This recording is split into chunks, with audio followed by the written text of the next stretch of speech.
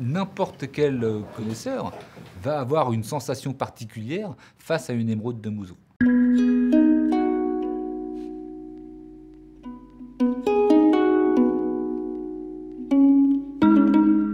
Évidemment, quand elle sort de la terre, elle est quand même pleine d'impuretés, pleine de toute la roche qu'il peut y avoir autour, etc., etc.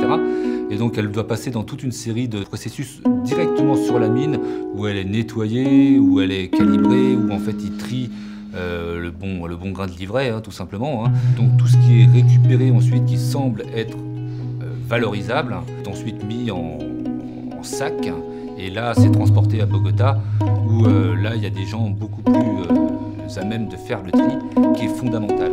C'est extrêmement compliqué et c'est là, je pense qu'il faut être un vrai spécialiste pour arriver à imaginer tout ce qui va pouvoir se produire à la suite de ce bout de caillou finalement.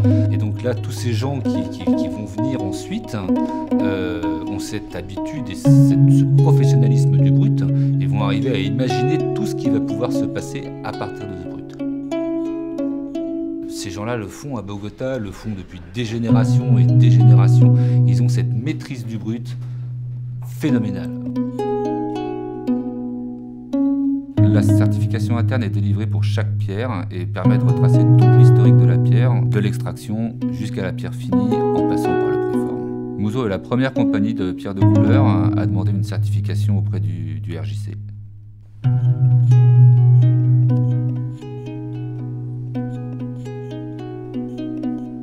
Les émeraudes, elles m'arrivent préformées, mais je sors pas l'émeraude du paquet pour la mettre directement en ciment puis pour l'attaquer dans la foulée. J'ai d'abord une vraie relation avec elle, c'est-à-dire que je la regarde, j'essaie de me plonger à l'intérieur, de comprendre la matière, de voir les fragilités.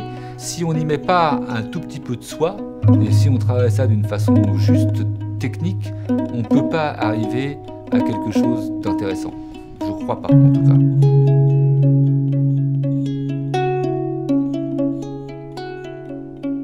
Travaillant avec Mouzeau, j'ai vraiment l'impression d'un aboutissement parce que j'ai une vraie liberté. Il y a une espèce de confiance qui s'est instaurée et au bout du compte, je choisis la forme à donner, je choisis le résultat final.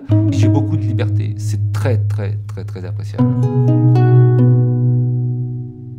Ensuite, je travaille à la main, c'est-à-dire que mes meules, elles tournent avec ma main. Ça me permet d'avoir une sensation beaucoup plus fusionnelle avec la pierre et avec la façon dont je travaille. Mais encore une fois, je vous dis, quand on veut arriver à quelque chose d'exceptionnel, il faut peut-être aussi avoir une vraie sensation, une vraie relation avec la pierre qu'on travaille.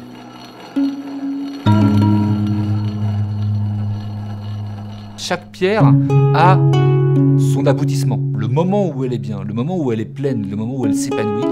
Ce que j'essaie de faire, c'est d'avoir une pierre aboutie.